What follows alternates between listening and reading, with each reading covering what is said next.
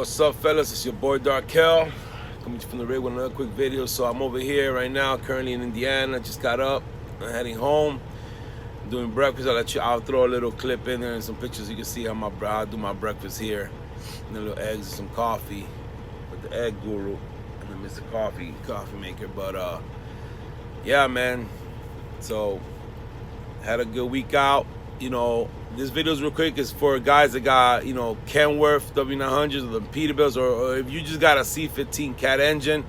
And in my part, I got a KW, 2008 KW, the 900L, and I got the C15 Cat, the Acert engine. If y'all already know, those engines, a lot of people don't like them because of the AVI problems and all that, but that's the engine that the beast came with. I got the truck for a real good deal. I couldn't turn down, so I ain't gonna let that stop me. It's a great engine. It's got a lot of power, that twin turbo. Everything has pros and cons, but I'll deal with the little cons to have that power. But so what the truck was doing was that it was giving me the low oil pressure warning lights would come on while I'm driving. Truck wouldn't derail, truck would run fine, would go up hills, everything, heavy low, light low, don't matter. It mostly what happened when I was in the higher gears or when I had a heavy load going up like a hill.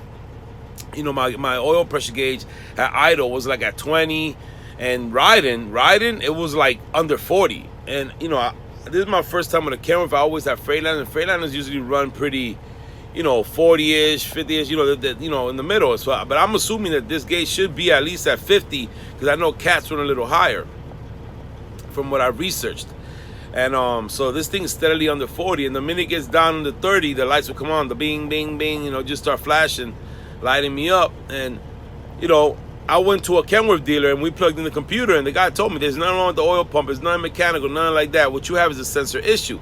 So he basically told me, if you don't mind those lights bothering you, you can keep on riding until you have time for because he said that when you got shit like that, you need to have time to have a cat specialist come and plug his computer into it and to find out exactly what sensor it is. So I didn't have the time at the time to do all that, so I just paid. If you guys don't know, it's about $249 to go get the diagnostic done on your truck I was actually at a Peterbilt dealer, which is Peterbilt and Kenworth, they're pretty much hand in hand. So if you guys want to get you're getting some codes, it's $249. It's about an hour. If they get you in right away, and you'll be in and out, and at least you'll know what's going on. So I didn't have time to be down, and I've been riding it's been like 2 weeks. That was like 2 weeks ago. I've been riding it like that. The lights will flash me every time it get low. So what I did was, I watch a video. Guys, if you're watching this video and you don't know about Depth Ape, look him up. He's a Caterpillar guy. He's a master. Listen, his videos are very, very helpful, man. And donate some money to his channel if you can, because this guy's shit is very instructive, especially if you're a mechanic. He's gonna put you onto some game. So anyway, Depth Ape, that's his YouTube channel.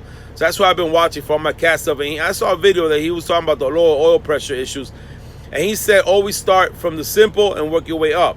Obviously, the simplest thing is to change the oil, because he did say that these C15 engines, these C15 Acert engines, they're mostly 15s, cat engines, they'll build up soot in the oil filter. And he goes, and when that happens, that'll cause low oil pressure.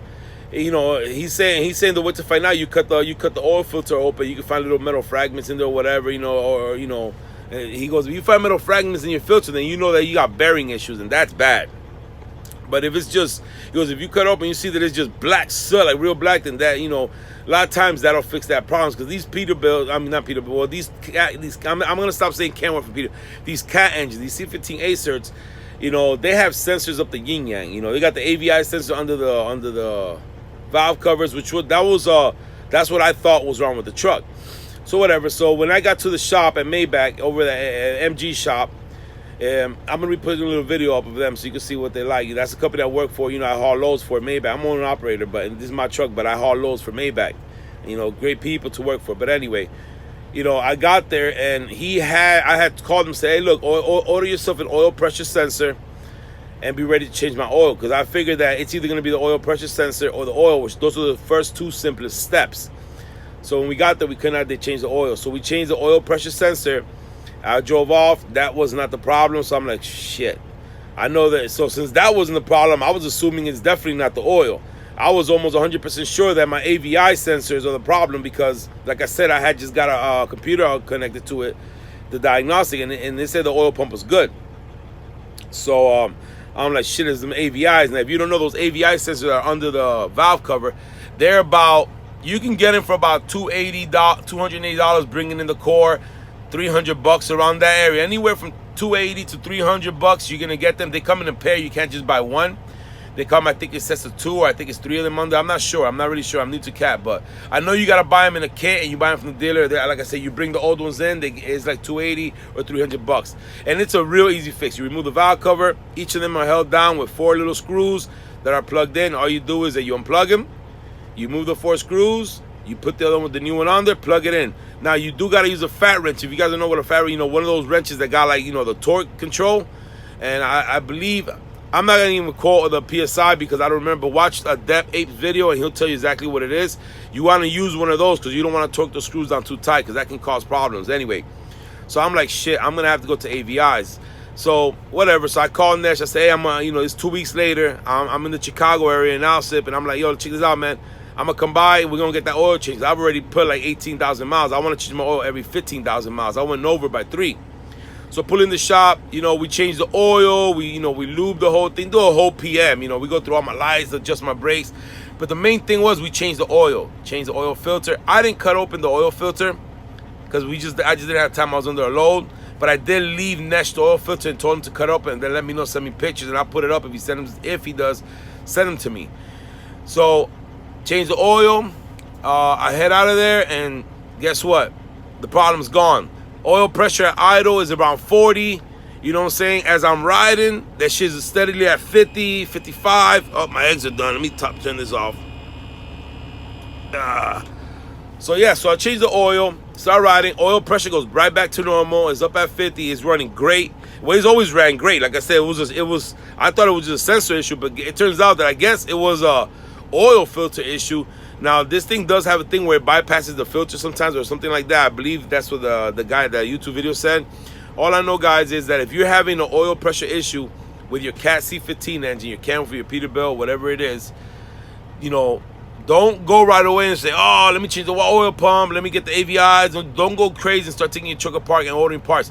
Go ahead, change your oil, man. First, before anything, change your oil, put a new oil filter in there and ride it, because a lot of times it might just be you need an oil change. Like I said, my oil filter probably had a lot of soot in there, and that's what it was, man. So that's what it is, guys. I'm sorry I rambled on. I went into like almost to the 8-minute mark.